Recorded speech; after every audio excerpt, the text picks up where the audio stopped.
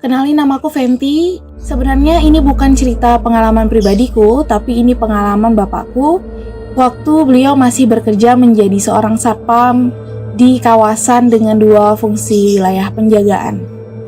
Secara jelasnya, wilayah perumahan dan juga wilayah perusahaan wahana air di dalam satu kawasan.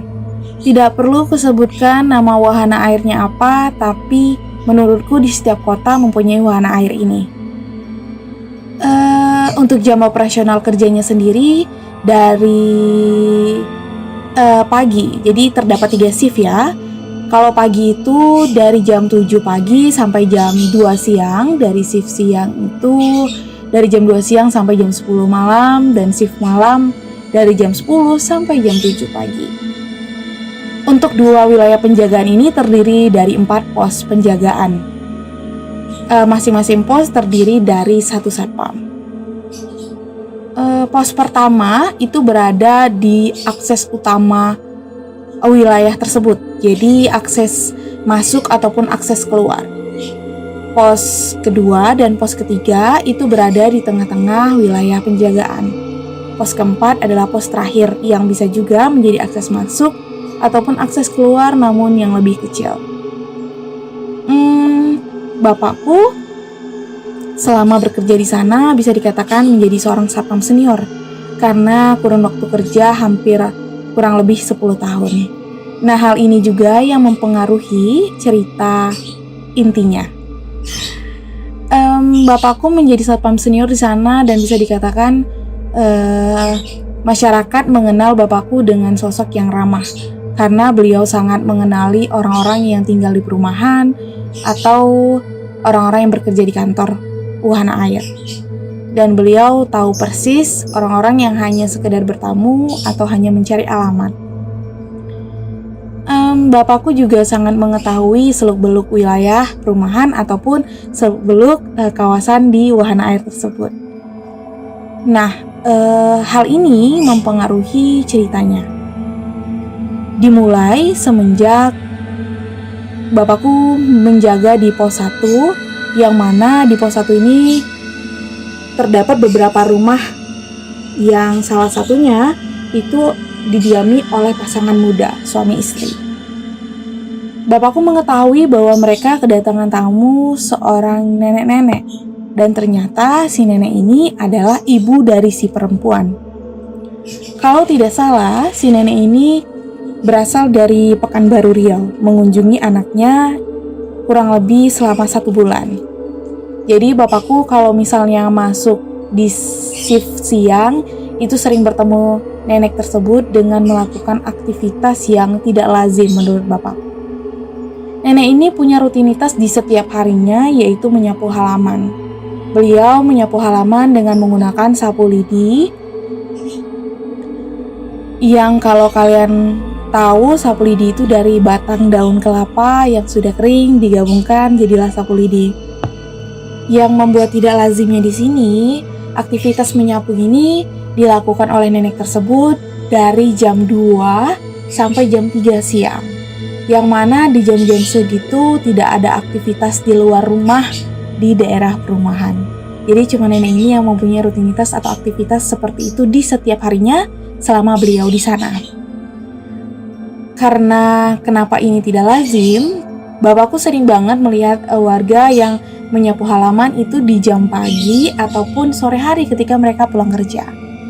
Nah, bapakku sering bertegur sapa dan nenek ini sangat ramah, bersenda gurau dan bercanda begitu ya kalau sambil ketemu. Namun memang bapakku sangat sering melihat aktivitas ini, jadi bapakku tuh sangat paham kalau misalnya bagaimana ritme nenek itu menyapu, karena kedengaran dari pos ya, suara sapunya. Terus karena memang kalau kita menyapu dengan sapu lidi itu ada suara atau ciri khas khusus. Aku tidak bisa jelaskan suaranya seperti apa atau ritmenya seperti apa, tapi paling tidak suara menyapu dengan sapu lidi ini sangat berbeda kedengarannya kalau kita menyapu dengan sapu yang dari bahan plastik atau dari bahan besi. Semoga kalian paham maksudku, suaranya seperti apa. Oke. Sampai di sini bapakku merasa kalau misalnya si nenek ini melakukan hal ini dan menjadi ciri khas beliau gitu. Walaupun sedikit aneh karena di jam-jam 2-3 siang itu adalah jam yang sangat panas dan tidak ada aktivitas orang lain di luar gitu ya. Sampai akhirnya di suatu hari bapakku mendapatkan shift malam. Jadi tepatnya itu di hari Selasa. Beliau datang dari jam 10, masuk seperti biasa, absen, membersihkan pos 1, terus membersihkan sisa-sisa rokok ataupun bekas gelas kopi dari satpam sebelumnya atau masyarakat yang juga duduk di pos gitu ya. Tidak ada yang aneh, dimulai dari bapakku masuk jam 10 sampai jam 1 malam. Beliau duduk di depan sebagai satpam dengan mengawasi aktivitas masyarakat yang hanya mungkin masuk dan keluar atau berjaga-jaga apabila ada tamu yang hanya sekedar mencari alamat, serta mengawasi orang-orang yang keluar dari kantor wahana air tersebut. Tidak ada yang aneh. Sampai akhirnya di jam 1 sampai jam 3 beliau masih melakukan aktivitas seperti biasa, yaitu berpatroli.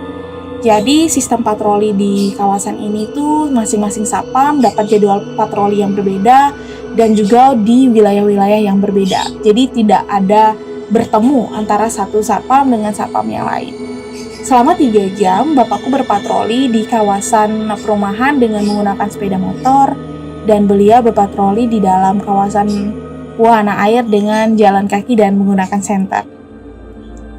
Seperti biasa, normal. Sampai akhirnya beliau setelah berpatroli pulang ke pos 1 kembali. Beliau duduk di depan pos. Jadi kalau misalnya aku bisa jelaskan, posnya ini tidak besar ya, cuma 3 meter kali 3 meter dengan sedikit teras di depan, 1 kursi dan 1 meja, serta di dalam pos hanya terdapat 1 tikar dan 1 bantal. Dari jam 3 sampai jam 1 bapakku kembali duduk di depan. Dari jam 3 sampai jam 4 masukku, setelah berpatroli, beliau duduk di depan hanya sekedar ngopi menghilangkan lelah. Ternyata ngopi saja tidak cukup di kala itu. Bapakku memutuskan untuk beristirahat menunggu subuh. Jadi dari jam 4 itu masuk ke dalam pos, baring, berpikir untuk menunggu subuh. Beliau merebahkan tubuhnya dan beristirahat gitu ya, karena tadi berpatroli jalan kaki, mungkin sedikit capek. Akhirnya beliau baring dengan posisi menghadap ke kanan di depan dinding. Di atas kepalanya bapakku tuh ada 1 jendela yang bisa langsung melihat ke depan, keluar gitu ya. Beliau baring. Jadi kalau misalnya kita tuh sebelum tidur pasti ada fase di mana telinga kita masih mendengarkan dan otak kita masih bekerja. Itu pasti kayaknya sebelum kita tidur ada fase itu ya. Nah, di fase inilah terjadi hal-hal yang tidak pernah dipikirkan bapakku sebelumnya. Beliau mendengar suara seseorang menyapu halaman, dan suara ini adalah suara yang sering banget beliau dengar di siang hari, yang mana ritme menyapunya dan suaranya sangat sudah terdengar familiar. Dan di situ beliau berpikir bahwa suara sapu ini adalah suara dari nenek yang biasa nyapu di halaman rumahnya. Ritmenya sama, suaranya sama, dari sapu lidi juga, tidak ada yang berbeda. Namun yang anehnya, kenapa di hari ini nenek tersebut menyapu di jam 4 pagi? Walaupun aktivitas biasanya nenek itu di jam yang tidak normal, jam 2, jam 3, kali ini lebih tidak wajar karena beliau nyapu di jam 4 pagi. Yang mana di jam segitu suasana masih gelap banget. Kalaupun ada pencahayaan, paling hanya sampai di terasnya rumah, sampai halaman depan, tidak sampai ke pekarangan yang dimana daun-daun berjatuhan. Dari situ bapakku merasa aneh, namun masih punya pikiran positif. Mungkin saja nenek itu mau menyapu di subuh hari karena besoknya beliau mau pergi gitu. Jadi tidak sempat, jadi memutuskan untuk di subuh hari. Walaupun itu masih terdengar sangat-sangat tidak wajar. Namun selama mendengarkan kurang lebih setengah jam, bapakku tidak punya keinginan untuk mengecek gitu. Mengecek benarkah nenek itu yang menyapu atau di manakah sumber suaranya, karena memang seperti sudah meyakini itu adalah suara sapu dari nenek itu. Begitu ya. Nah, selama setengah jam tiba-tiba bapakku terlelap. Beliau tertidur dan anehnya tidak berapa lama beliau tertidur, beliau dibangunkan. Jadi gini, kalau kita dibangunkan sama orang tuh biasanya paham ya, kalau dibangunkannya dengan digoyangkan tubuhnya tuh seperti pelan atau digoyangkan tubuhnya secara cepat atau kuat gitu ya. Nah, pada saat itu bapakku tuh dibangunkan dengan cara digoyangi bagian betisnya. Jadi betisnya digoyangin kayak lebih cepat gitu. Dengan respon yang terkejut juga karena dibangunkan dengan cara seperti itu, bapakku langsung menghadap ke belakang, tapi posisi masih baring. Menghadap ke belakang, tiba-tiba tidak jauh, tidak beberapa sentimeter jaraknya dari wajah bapakku itu ada sesosok makhluk yang menyerupai nenek tersebut itu melotot di depan wajahnya. Kalian jadi bisa bayangin gimana ada makhluk yang sedekat itu wajahnya dan melotot di depan bapakku.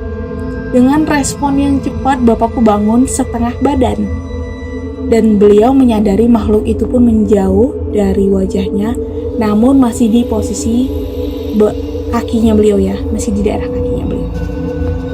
Makin terkejutnya bapakku karena melihat si makhluk ini itu posisinya ngejongkok, tapi yang lebih parah makhluk ini menjinjit. Jadi kalian bayangin aja, kita jongkok tapi kita jinjit lagi. Jadi hanya sedikit bagian kakinya yang menyentuh lantai pos. Bapakku melihat jelas itu sosok sangat mirip dengan nenek yang biasanya nyapu. Dengan baju yang digunakannya tuh kayak kebaya, tapi kebaya lusuh krim gitu, yang motifnya jadul banget. Gimana sih kebaya yang nampak tubuh gitu, yang jaring-jaring nampak tubuh. Terus bawahannya itu kayak kain jarik coklat tapi udah pudar, dengan rambut yang penuh uban dicepol gitu. Gimana sih kalau rambut nenek-nenek tuh kayak sedikit gitu ya, putih dicepol gitu. Dan tangan kiri beliau memegang sapu lidi dengan posisi berdiri. Dalam waktu beberapa detik bapakku memperhatikan wujud itu sangat jelas. Sangat jelas. Setelah dia melihat si wajah makhluk yang menyerupai nenek itu, senyum tapi tipis, kayak mengetahui ketika melihat respon bapakku seperti itu. Tidak lama setelah itu, si nenek, sosok yang menyerupai nenek tersebut tuh menghilang. Tering, hilang. Bapakku dengan sigap melihat ke jendela luar, terus keluar dengan buru-buru tanpa menggunakan alas kaki. Beliau melihat sekeliling pos tidak ada satu orang. Beliau masih belum meyakini akan hal itu karena beliau melihat sosok si makhluk menyerupai nenek ini. Beliau lari ke daerah rumah nenek tersebut dan beliau sangat terkejut dan tersadar bahwa sebelumnya di daerah rumah nenek itu tidak ada aktivitas menyapu karena halamannya masih banyak daun kering yang berserakan. Dari situ beliau langsung istighfar, berdoa. Jadi selama ini atau selama tadi beliau mendengarkan suara menyapu itu memang bukan hal yang nyata. Beliau berdoa, istighfar, mengetahui bahwa tadi itu bukan nenek yang biasanya beliau jumpai, dan itu hanya makhluk yang jahil dengan cara menyerupai nenek tersebut dan aktivitas nenek tersebut. Dari situ bapakku langsung mengucapkan doa-doa dan sambil mengatur nafas karena beliau menyadari ternyata beliau baru berlari tanpa menggunakan alas kaki dengan suasana hati yang terkejut begitu ya. Akhirnya tidak berapa lama bapakku muter-muter di daerah rumah nenek tersebut meyakinkan atau memastikan bahwa memang tidak ada aktivitas menyapu sama sekali di jam 4 pagi itu. Akhirnya beliau balik lagi ke pos dan menunggu waktu subuh tiba. Beliau hanya beristighfar dan berdoa. Namun beliau sama sekali tidak menceritakan kejadian ini kepada masyarakat perumahan ataupun satpam yang lainnya, karena beliau takut berita ini meluas dan masyarakat di perumahan takut, dan tidak baik juga untuk si nenek yang wajahnya yang wajahnya itu dimiripkan atau diikuti oleh makhluk yang jahat tersebut.